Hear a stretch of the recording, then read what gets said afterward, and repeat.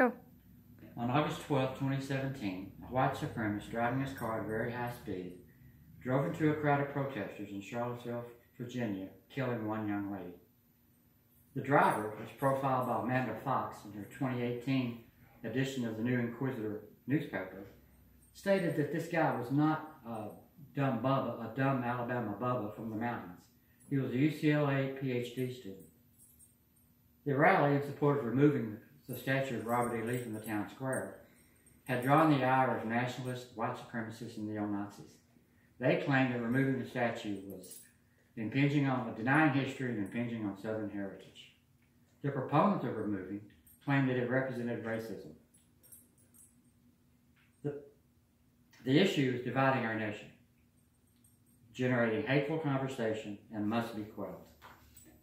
What are we to do with General Robert E. Lee and his Confederate compatriots memorialized in monuments, memorials throughout every city in the South? What about flying the Confederate battle flag in public places? Do they represent history, or are they symbols of the racist past of the Southern history? I propose today that they represent none of the above, but conclude that their presence is a distraction and a point of divide that must be eliminated from our public discourse. For the next several minutes, let's walk through the past and attempt to attain this common goal.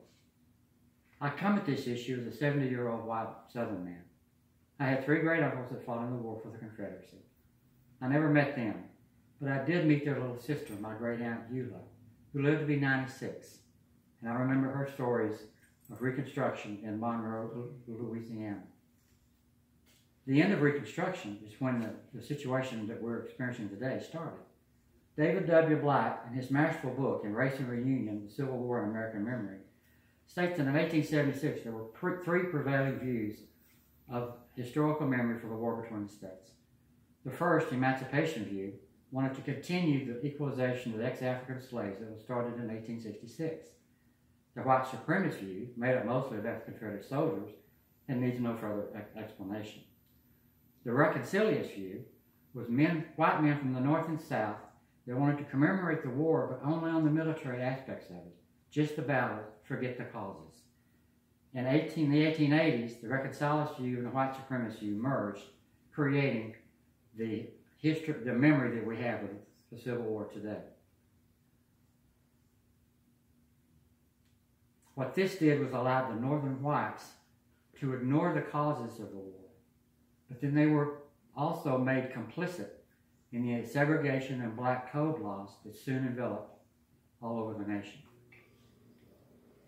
Most of all, not all Confederate monuments that are in question today were erected between 1880 and 1940. Professor Timothy Smith, in his book, Altogether Fitting and Proper, Civil War Battlefield Preservation, History, Memory, and Policy, from 1861 to 2015, gives us the precise schedule of the more important monuments in his chapters 4 and 5. These monuments and memorials were erected with no opposition.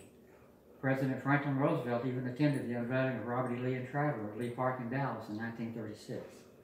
But the reason there was no opposition was that the people that wanted to raise their voice in opposition had no political voice with which to raise it. They were subjugated with segregation and black codes and kept them in their place. They were not slaves, but they were not free either. It is said with some degree of validity that the South lost the war but won the peace. For over 100 years, this condition existed throughout the country in varying degrees of harshness. We have discussed the environment of the times. Now let's discuss history, Southern heritage, and racism. These monuments do represent our historical past. There was indeed a Civil War that was fought and did and continues to define our nation. They were not created with racist attitude. That is a false and misleading view. They were created in a time when the war was viewed without the causes of the war expressed. Keep in mind, though, that the Civil War would not have been fought without the issue of human slavery. All of the differences between the industrial North and agrarian South could have been settled without bloodshed. There is no way a Southerner, in discussing the causes of the war, can take the moral high ground. So the cause was ignored. It is not ignored in today's discourse, nor should it be. These monuments and memorials should be removed from all public space and placed in museums was the over 100 Civil War battlefields supported either by the state or federal governments, or in some cases, private cemeteries that is populated by ex-Confederate soldiers.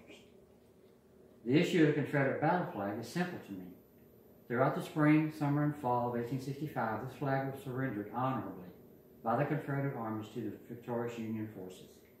They captured it, the South surrendered it. In the 1950s and 1960s, this flag was stolen by segregationists and white supremacists and raised in opposition to the Civil Rights Movement.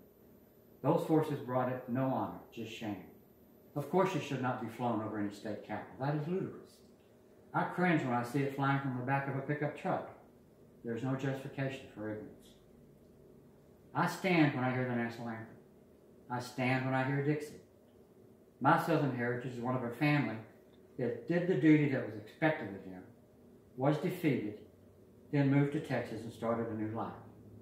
This allowed my grandfather to meet my grandmother, whose family had been in Texas since 1834 on one of Stephen Austin's last land grants. That is my Southern heritage. If we do not accept the real history of our region, then the controversies will continue. Our politics have become nasty and animalistic. Calmness and reality must overcome the nationalistic flavor of our political discourse. Everyone here can add to the solution. Leave history to the books. Visit the battlefields and be amazed at the sacrifice. But please recognize the true cause of that war and the effect it has on a portion of our citizens. Keep history in perspective.